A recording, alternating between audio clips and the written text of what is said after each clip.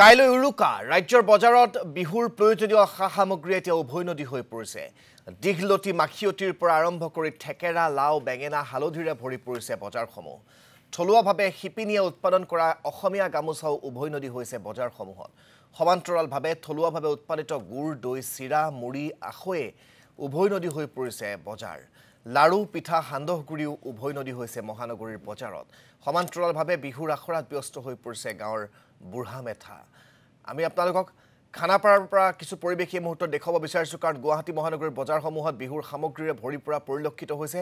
গতিকে খানাপাৰাৰকে ধৰি বিভিন্ন প্ৰান্তৰ অস্থায়ী বজাৰসমূহত কেনেকুৱা ভিৰ, কি সামগ্ৰী ওলাইছে তাকেই জানিবলৈ আমি খানাপাৰা বজাৰলৈ আপোনালোকক এই মুহূৰ্তত লাইভত লৈ যাব বিচাৰিছোঁ। অনুপ নাথ এই মুহূৰ্তত আমাৰ সৈতে সংযুক্ত হৈছে খানাপাৰাৰ পৰা। অনুপ, খানাপাৰাত সেয়া লাগে ৰঙালীয়ে হওক বা ভোগালীয়ে হওক, এই অস্থায়ী বজাৰখন দেখিবলৈ পোৱা যায় বিহুৰ বতৰত।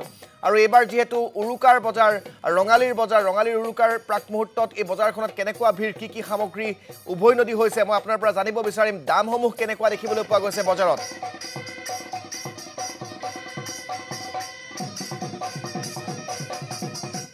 চাহ উদ্দীপনা ৰাজ্যজুৰি দেখিব পোৱা গৈছে। আৰু খানাপাৰাৰ মই যি স্থানত উপস্থিত আছোঁ, এইখন হৈছে অস্থায়ী বজাৰ। আৰু বিহুৰ সময়ত এই বজাৰখন আচলতে দেখিব পোৱা যায়। আৰু এই বজাৰত উভৈনদী হৈ বিভিন্ন সামগ্ৰী, খাদ্য সামগ্ৰীয়ে হওক বা পিঠা পনাকে ধৰি গামোচা, ঢোল, পেঁপা, গগনাৰ পৰা ধৰি সকলো ধৰণৰ যি বিহুৰ লগত যি জড়িত সামগ্ৰী আছে বা বিহুৰ লগত যি খাদ্যভাস আছে, আমাৰ সেই খাদ্যভাসৰ ইয়াতে সমাহাৰ দেখিব পোৱা যায়।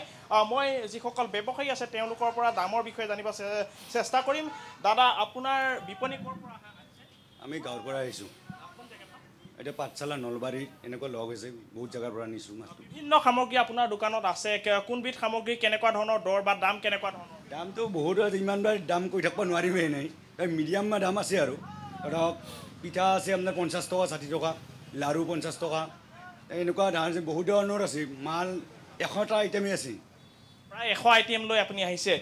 এগৰাকী পাঠশালাৰ পৰা আহিছে ব্যৱসায়ী, আৰু 100ৰো অধিক আইটেম বা যি সামগ্ৰী তেওঁ লৈ আহিছে। আৰু আনফালে দেখিব পোৱা গৈছে যে ব্যৱসায়ী যিসকল ব্যৱসায়ী আছে তাৰ পৰা এই ধৰণৰ সামগ্ৰী ক্ৰয় কৰিবলৈ যথেষ্ট লোক আহিছে। গতিকে দেখিব পোৱা যায় যে যি হেঁপাহৰ ৰঙালী, সেই ৰঙালীক আদৰাৰ পূৰ্ণ প্ৰস্তুতি ৰাজ্যজুৰি দেখিব পোৱা গৈছে। এয়া হৈছে গগনা, আৰু এই গগনাসমূহ দেখিব পোৱা গৈছে বিপণীত উপলব্ধ হৈছে। বিভিন্ন গামোচা, থলুৱা শিপিনীৰ হাতে প্ৰস্তুত কৰা বিভিন্ন গামোচা ইয়াতে দেখিব পোৱা গৈছে। মই দাদা ওচৰলৈ আহিম। দাদা, গামোচাসমূহ কেনেধৰণৰ দাম?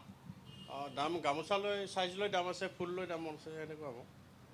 থলুৱা শিপিনীৰ দ্বাৰা প্ৰস্তুত হোৱা গামোচাই লৈ আহিছে নে পাৱাৰলুমৰ?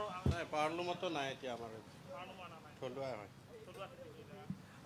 দাদা, মই আপোনাৰ ওচৰলৈ আহিম। কেনেধৰণৰ বিহুক লৈ এইবাৰ প্ৰস্তুতি? এইবাৰ সঁচাকৈ খুব ভালেই লাগিছে। আমিও প্ৰস্তুতি লৈছোঁ। পোৱালীৰ কাৰণে কাপোৰ এটা লৈ যাওঁ বুলি ভাবিছোঁ। গামোচাৰ আমাৰ বিহুৱান দি বনোৱা আৰু পিঠা পনাও ল'ম বুলি ভাবিছোঁ। গতিকে প্ৰস্তুতি আমাৰ ফালৰ পৰা হৈ আছে।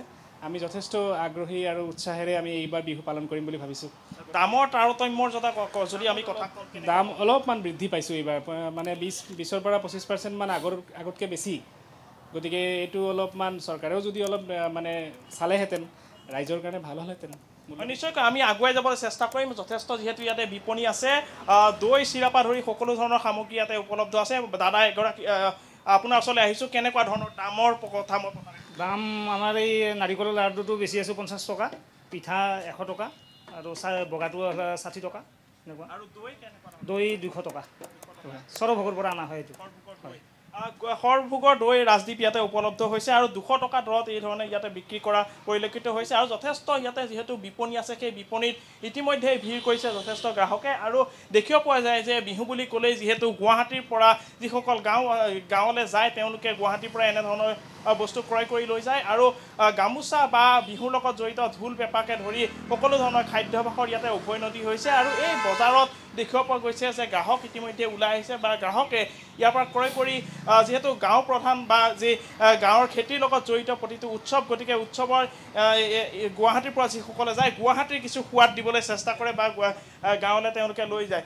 গতিকে মই দাদা আপোনাৰ ওচৰলৈ আহিছোঁ। গামোচাৰ বিষয়ে জানিব চেষ্টা কৰিম। ক'ৰ পৰা অনা হৈছে গামোচা? এই শুৱালকুছি অকণমান যদি শুৱালকুছিৰ পৰা অনা হৈছে গামোচা। পাৱাৰলুম নে হেণ্ডলুম? কেনেকুৱা ধৰণৰ দামসমূহ? কেনেকুৱা ধৰণৰ দাম আছে? 200ৰ পৰা আপোনাৰ 500 লৈকে আছে, 600 লৈকে আছে, 1000 লৈকে আছে। আৰু জাপিসমূহ? জাপিসমূহ আপোনাৰ 50 টকাৰ পৰা মোটামুটি 600 টকা লৈকে আছে।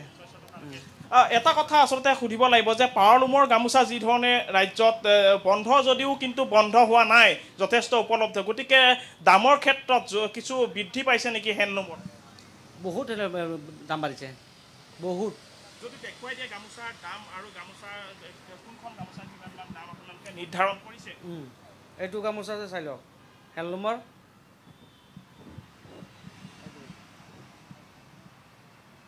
আমি কিনি আছোঁ 180 টকা কৰি কাষ্টমাৰে যে 200 টকা দাম কৰিলে কাষ্টমাৰে নলয় আমি যে কেনেকৈ বেচিম কিন্তু এইফালে যে পাৱাৰলুমটো বন্ধই কৰিছে সেইটোতো 100 টকাটো পায় 80 টকাটো পায় কিন্তু এইটোতো কাষ্টমাৰে এইটোতো দামত নলয়ে সেইটোতো চৰকাৰে বেছি বন্ধই কৰিছে এতিয়া বিপদ হৈছে আমাৰ পাৱাৰলুমৰ গামোচা বিচাৰি গ্ৰাহক আহে কম দামী লাগে কম দামী পাৱাৰলুম হৈ গ'ল কম দামী লাগে কোনোবা অফিচত ধৰক 10টা কৰ্মচাৰী আছে 10টা গামোচা দিব লাগে 50 টকাত লাগে 100 টকাত লাগে এতিয়া এই গামোচা কাটা 200 টকাত কিনিব লাগিলে বেছিকৈ পইচা যাব কম দামী লাগে কম দামী দামত নাই এয়া বহি আছোঁ কাষ্টমাৰ নাই চব কম দামী হেৰি লাগে গামোচা লাগে নিশ্চয়কৈ এফালে যি পাৱাৰলুমৰ গামোচাৰ বিৰুদ্ধে যিহেতু বিভাগ বা প্ৰশাসনে কঠোৰভাৱে তেওঁলোকে ব্যৱস্থা লৈছিল বা গামোচাসমূহ জব্দ কৰাৰ ক্ষেত্ৰত ব্যৱস্থা লৈছিলে গতিকে তাৰ পিছতো কিন্তু দেখিব পোৱা গৈছে যে গুৱাহাটীৰ এইখন বজাৰত কিন্তু বৰ্তমানো উপলব্ধ হৈ আছে পাৱাৰলুমৰ গামোচা ধন্যবাদ জ্ঞাপন কৰিছোঁ আপোনাক এই মুহূৰ্তত অনুপ নাথ